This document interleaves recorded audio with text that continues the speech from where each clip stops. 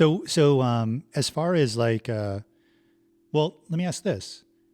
At that point, did you just keep doing Blue Devils because they kept having you back, or did you know you were like, this is a place I want to be? Like, I'm a Blue Devil.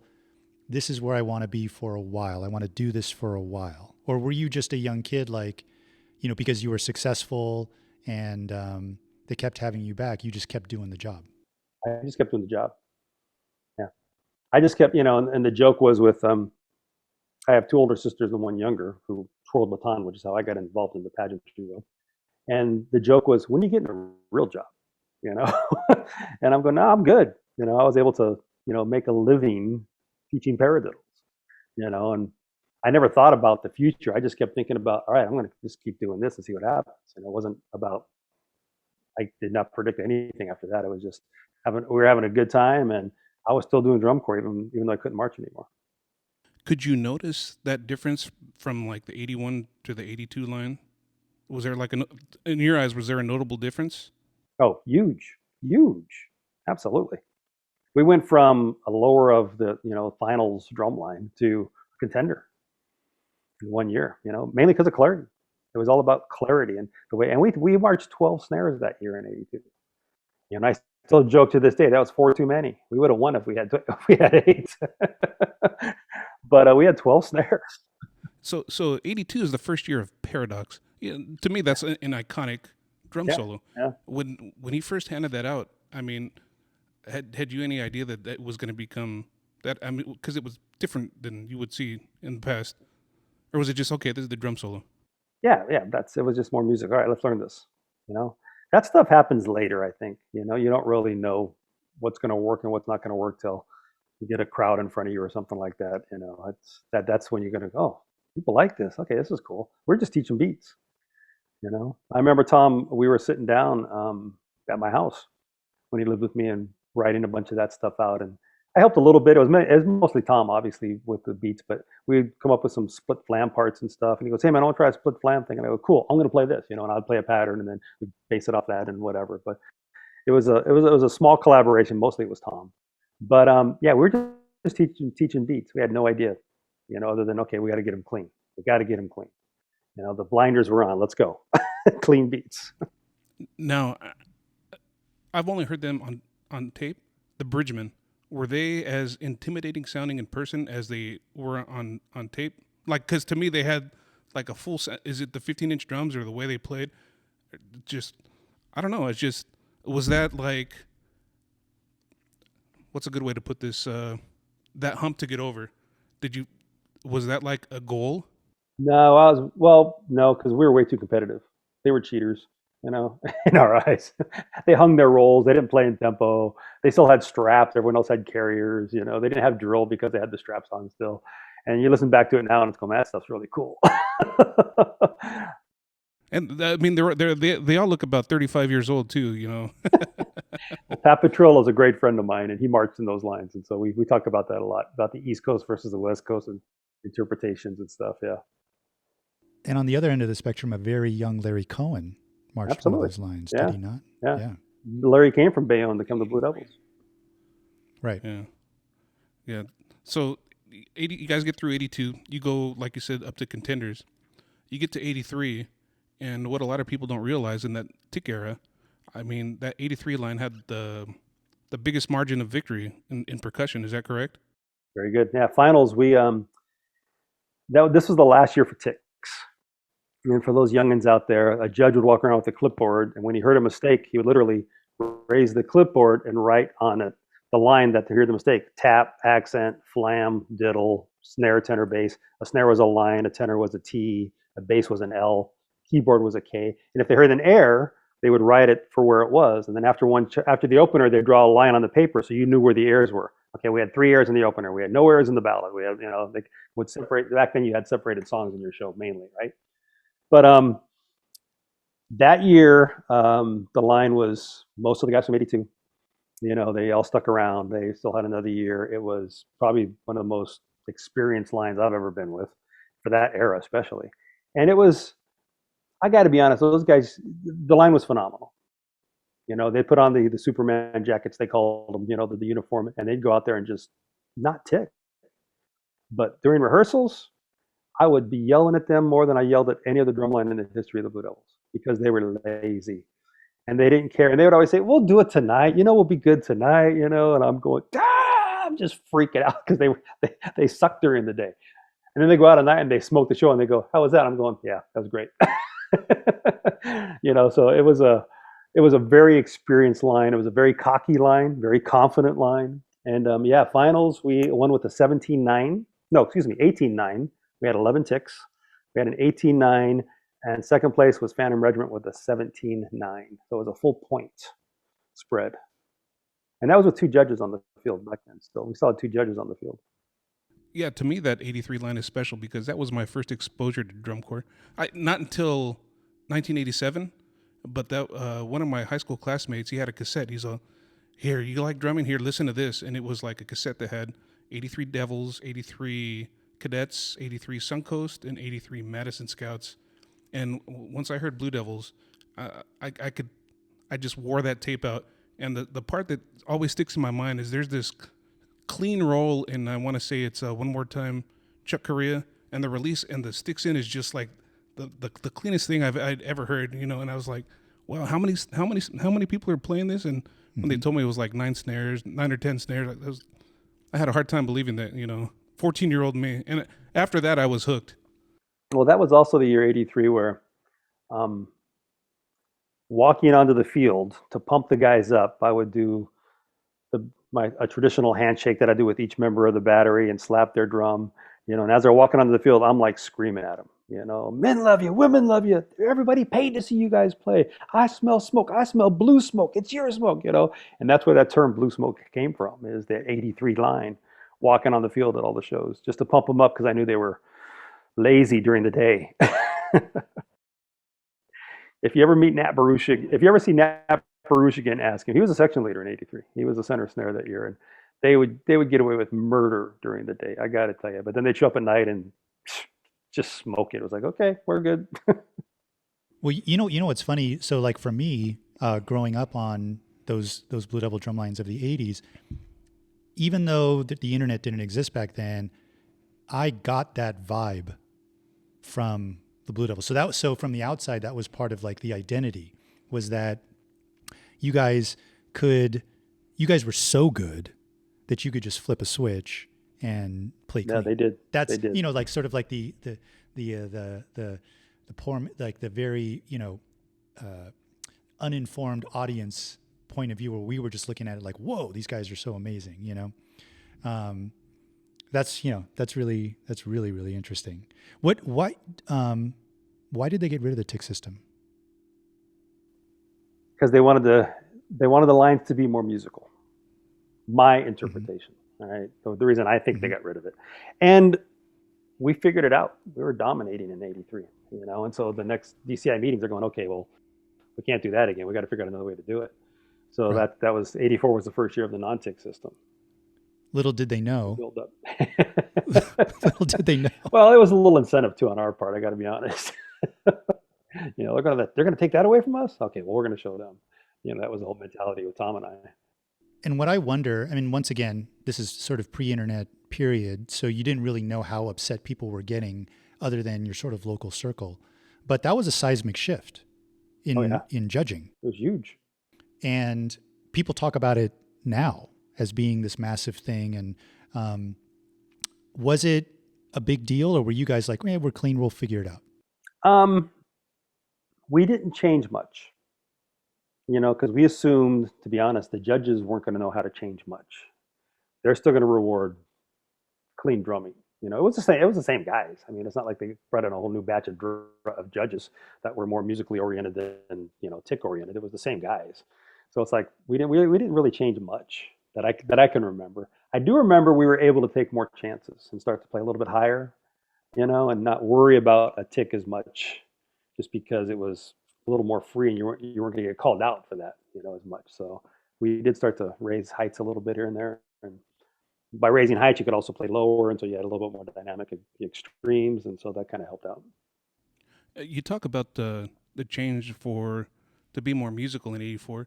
It seems like, and if you listen to recordings, not just you guys, but everybody between '83 to '84, it seems like the front ensembles really came up more in '84 as far as writing for front ensemble stuff. Would that be a correct statement? I would think so. I mean, 1980 was the first year you could ground timpani. Keyboard still had to carry them. You still had a marching vibraphone and a marching bell player, and you used to have five timpani. But in '80, you could actually have one person play timpani and actually have them on the front sidelines the whole time. That was the first year you can ground equipment, and by grounding they mean set it on the ground. And then it was it '82 when the first time you could actually put keyboards on? I think it was '82 the first time you could actually, okay, you can now have what's called the pit. You can put keyboards on the front sidelines, set them on the ground. They don't have to carry them, so you could actually have bigger instruments now and more legit instruments. So yeah, by '84, yeah, the pits were just starting to gel. Absolutely.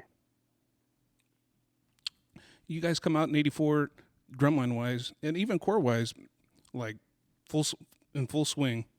You guys repeat as the drumline champs. Was it? I, what's a good way to put this? Was it a battle all the way to the end to win drums in '84? Because I guess it was the 27 Lancers were second, correct? No idea. You can't remember? Yeah, Nope, yeah, no yeah. idea. I don't remember. I mean, I remember we won 4 years in a row, '83, '84, '85, '86. The details of those years, we were just doing our thing. And the thing we did back in those days is the same thing we do today. I tell the guys in the line, even to this day, you have no control over the judge's numbers. I told George that when I came to Blue Devil, like, we have no control over what the judge does. We have no control over what the other drum lines do. The only thing we can control is how well we play. So that's what we're going to worry about. We're just going to worry about how well we can play and how we can get us to perform to the top of our ability. Whatever happens, happens. So it never was. I never thought about that as far as the competition thing. And yeah, I mean, I'm a statistics guy, and I admit that. I keep stats on everything. My golf game, for example, I keep stats on every judge that judged us, the numbers they gave us, what place we were in, their substantial comments. My computer is full of years of judges. Just what they've done. Just because I like stats. I'm a sports guy. I love stats, and that kind of came from that. But we just taught. We just kept teaching. I didn't have laptops on tour back then. We just kept teaching the beats, and hopefully they were rewarded. And that's cool to hear, because I hear stuff about '83 and I hear stuff about '85, but '84 I really don't hear a lot of stuff. Just like Rob Surratt will tell stories every once in a while on the page, and it's cool to hear the insight on '84. Just because it's like, I don't know, it's like the second year of the four-peat, but then '85 happens, and it seems like a whole bunch of stuff happened in '85, and we can talk about that a little bit now. The drums catch fire in one of the trucks. Were they in like the kitchen truck or something, and they caught fire? I didn't do the tour. Oh no. In '85, I was hired to be in a rock and roll band called the Band of Gypsies. It was a Jimi Hendrix remake, and we toured the U.S. and Canada. So I did the winter, '85. My summer tour with the rock band started, I want to say it was like May, and we were gone. And we got home from the tour, my rock tour, in like mid-July, I think it was. And I went down to this is before cell phones. This is before all that stuff, right? And I go down to the Blue Devil office, and George Kelly, who's the guy who runs the Blue Devil Bingo and ran the Blue Devil office, he's there, and he's going, "Scott, where the hell have you been?" I go, "Hi, George, good to see you." And he goes, "We just lost to Madison Scouts last night." And I went, "What?" And he goes, "Yeah, the drum corps lost to Madison. They're falling apart. Get on a plane." Okay. So I literally, when all my packed, I went to the airport. It's funny because I was meeting the corps. I don't know if it was in Buffalo. They were somewhere up north, because I couldn't get a hold of anybody. I mean, there's no cell phones. So I knew I was trying to find someone that was going to go to the show, to take me to the show so I could jump on board with the Blue Devils. And the director knew, because he would check in every day with George, and George said, "Hey, Scott's coming on tour. He's going to meet you guys at the show." And what I ended up doing is I called Glenn Crosby and I go, "Hey, I got to go. I'm flying up north. Can your parents pick me up?" Because they lived in Canada. I go, "I'll fly up there." And he goes, "Yeah, they're going to go to the show." And I went, "Perfect." So I stayed at Glenn's house for a night, with mom and dad, and they drove me to the show. I jumped on the bus with the Blue Devils. And the first thing I did, I went on the drum bus. And I walked up to Robbie, who was the section leader at the time, Rob Surratt. And he's sitting there. And I mean, it's, we're all buzzed, right? It was good to see everybody, and everybody's hugging. And I grabbed him and I go, what's going on? And he says, that's when they had 10 snares, and two of the snare drummers were having some, I guess you can call it attitude problems. And he goes, 8 or 2, you make the call, 8 or 2. And I was like, what are you talking about? And he goes, is it either going to be 8 snares on that field or 2? And I'm going, what did I just walk into? And then I heard about the drums, the equipment truck broke down. They put all the equipment on the food truck. There's pilot lights in the food truck. They stopped at a rest stop, and all of a sudden someone saw smoke, and something cloth-wise fell and got a hold of the pilot light. That caught fire. The drums were wood. They caught fire. And so the Corps, and I wasn't there, but the Corps literally sat at a rest stop and watched the food truck burning up with all the equipment in it. And they were literally trying to get whatever they can to get off of there. And they got some stuff off, some of the cymbals. And there's pictures of some of the cymbals all charred up, I think, from what I remember. Yeah, I saw a newspaper clipping, and it's like they're standing by a bass drum, and it's all smoky and it's just yeah, crazy. And they borrowed drums after that for a show from somebody. The Velvet Knights. There's pictures of that. Oh yeah, because it was those. That's right. It was those the powder blue. I was gonna say a light blue, right? Yeah, and that's like a totally different tuning scheme than probably what the Blue Devils were used to. Yeah, I'm back sure. then too. Yeah. But 8 or 2, huh? So how did you guys handle that situation? Of course, we get there, we do this whatever show that was, and then I'm on the bus, and so me and Tom sit down. I'm going, what is up? And apparently it was a rough year. I mean, even to the point where the drumline rebelled one day, refused to practice, and they all went to the theaters to watch a movie. This is on tour. And Tom had to go into the theater and yell at them to get back and rehearse. Mm. And the drumline was like, it was a rebellion. It was really weird. And I wasn't there for that. I just heard these stories. Robbie, I'm sure, could be better information about that. But there was just no authority. They were too loose, obviously. So of course I get there, and I used to be the hard ass, and so I was a hard ass again. And I go, no, we're going to work. You guys suck right now. We need to get better. And Tom goes, well, listen. He goes, we're having some issues with 2 of the snare drummers. He goes, I want you to take these 2 guys and work with them so they can get back in the line. And I go, I flew out here to work with 2 guys you're going to cut? I'm going, I don't think so. So yeah. I grabbed these 2 guys. We talked for a while. They wanted to march, but they were just having issues of different stuff that wasn't even hands related. It was just attitude stuff, and they were just doing stuff they shouldn't have been doing. And so the rest of the line kind of divorced them. And so I just said, all right. And Tom goes, well, you're going to have to cut them. I go, I'm going to cut them. I just show up. You want me to cut these guys 2 weeks before DCI finals? And he goes, yes. And I go, okay. So I sat him down, and of course, one of the guys says, well, my parents are coming to DCI. And I go, I'm really sorry. I'm so sorry. They both were aging out from what I remember, but they were done. We let them go right there, and then it was just crash course for the rest of that 85 season to get the line. Were they vets? No, they were both 2 new snare drummers. Yeah. Wow. Yeah, I'd heard stories about that, about a couple guys getting cut before finals, and I Float. I want to say he would even say, hey, you don't make the line until after finals is over. Once you're on that field of your last performance, and that's when you officially make the line. Well, times definitely changed. I mean, this was, back, that was probably the last year we ever did anything like that. That never happened since, from what I remember. No. But Tom was, when he first came in 82, when we would, we have auditions, right? And you cut people.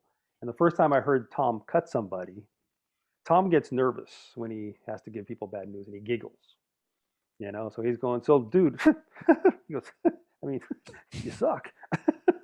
So we can't have you. He's like laughing, and that's just his nerve. He would get nervous and kind of giggle. And I remember the first time he did that, and I'm in the room, and I'm going, Tom, I'm going to cut everybody from now on. I'll take care of it, because I thought that was the wrong way to cut somebody, is giggle at them and tell them they suck. But that was, if you know Tom, that's just Tom, right? That's the way Tom is. So so I get there in 85, and he goes, all right, man, glad you're here. You got to cut these 2 guys. It's like, what? Yeah. So yeah, every time you tell something about Float, I always hear it in his voice. Yo, man, I'm glad you're here, Holmes. Yeah, Absolutely. He definitely had a different vocabulary. He is like the coolest guy ever, too. Like, to me, too, there's like nobody cooler than Float.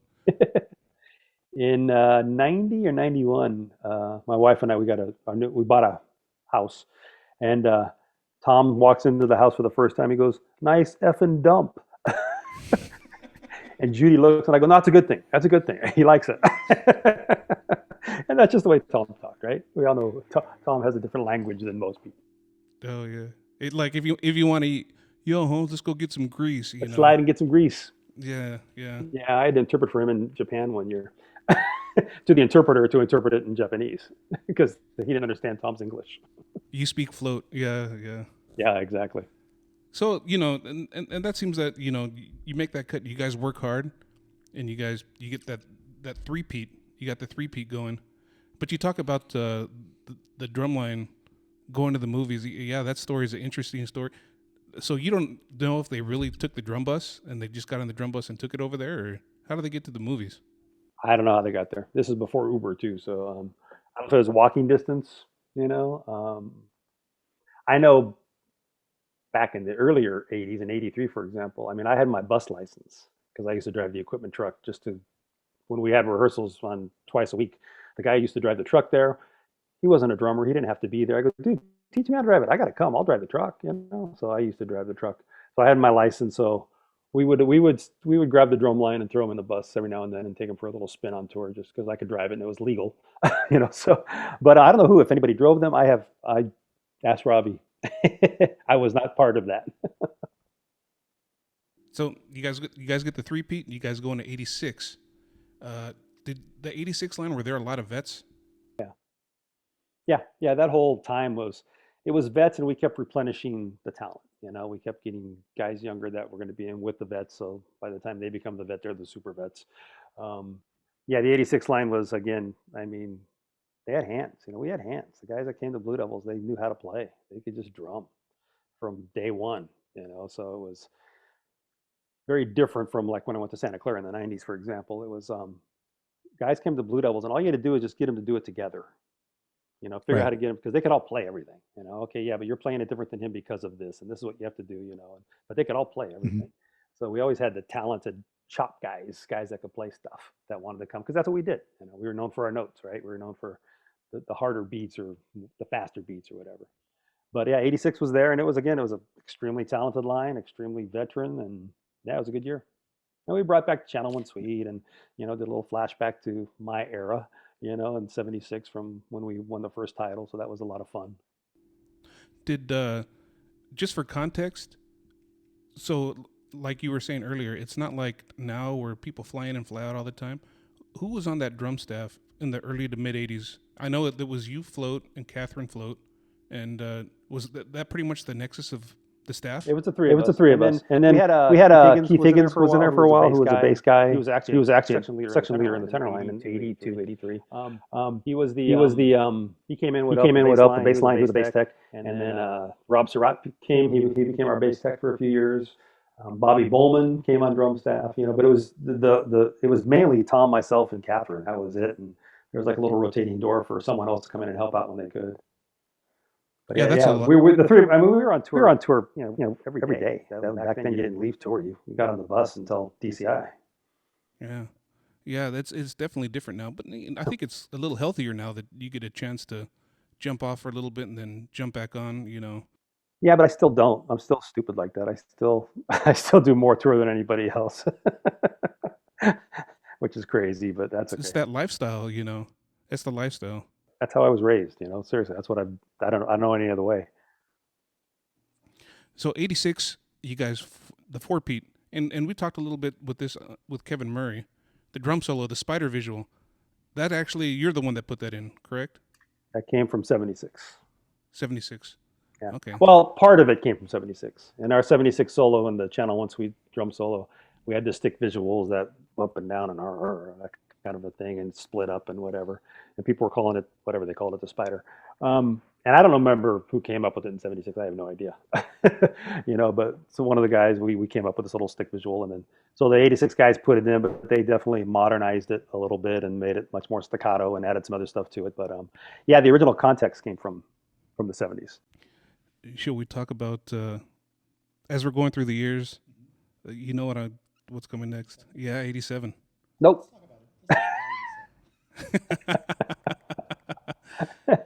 Okay, let's start this off. I'd heard the 87 line was probably one of the more talented lines of those years. Is that a true statement?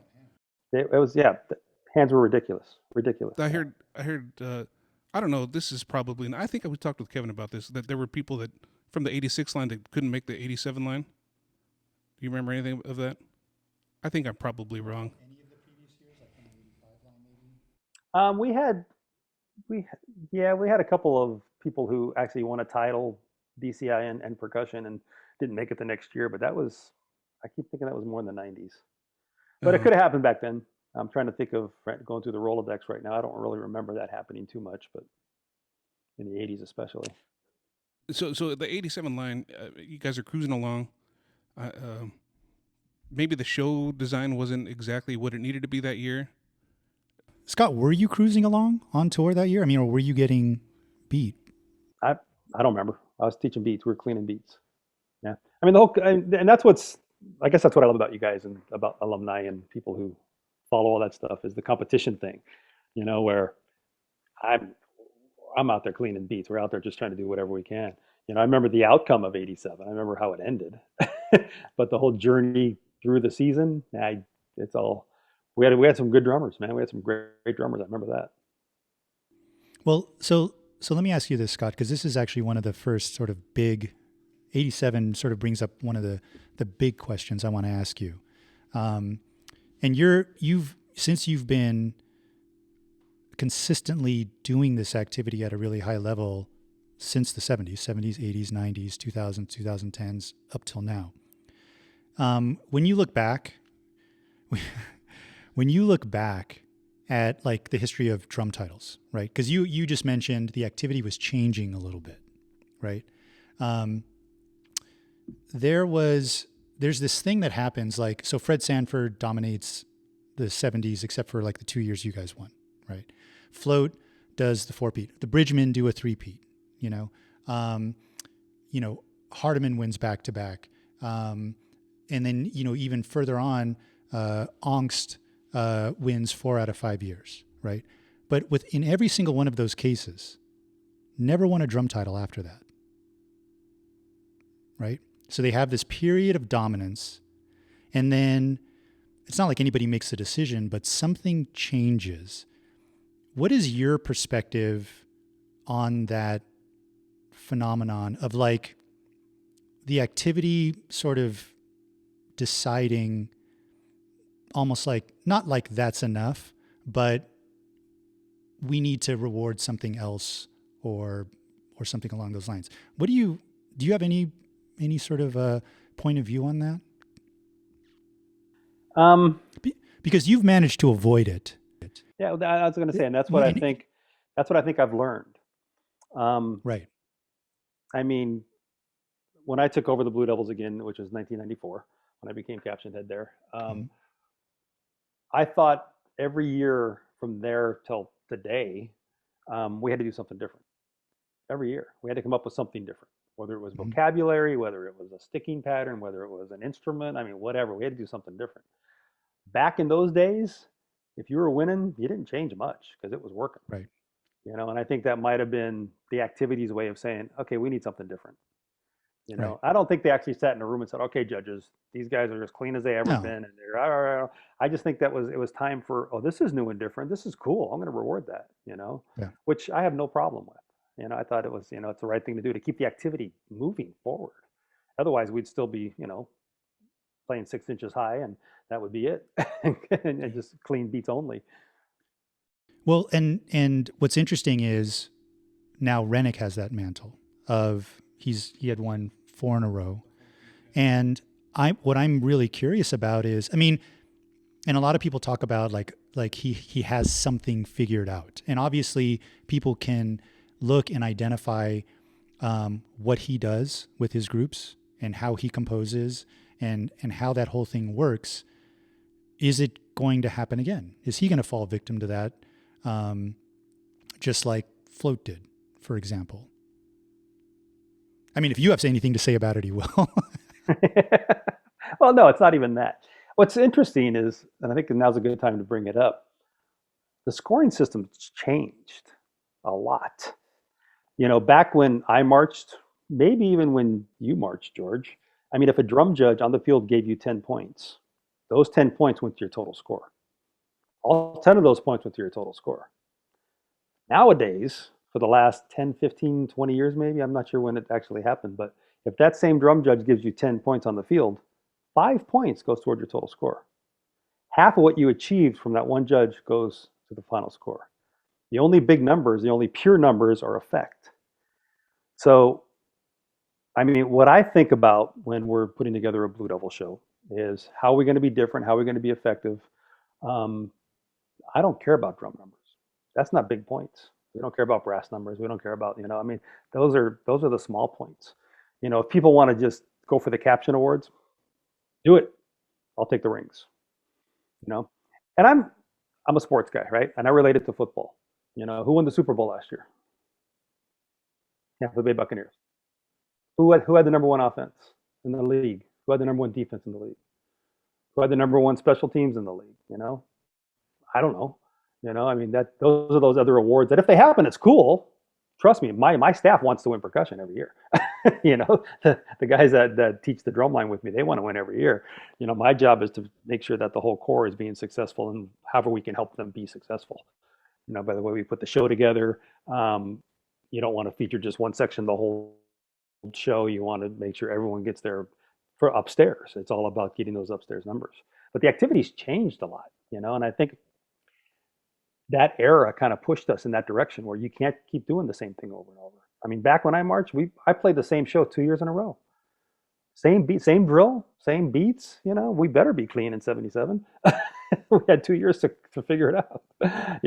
With the exception of one little change here and there. But back then it was okay to do that because there wasn't anything against it. But the activity started saying, okay, we got to be more entertaining for everybody, not just keep doing the same thing over and over and over. So ever since then, we've been trying to be different. Every year I try to be different. And I think that's why we're still in the game all the time, Whether you win or not, we're always a contender because we get amazing performers, first of all, but also just to stay relevant as much as possible. And that's a natural thing for you. That's what it sounds like. It sounds like you're good with that, with having to do that. Absolutely. Yeah.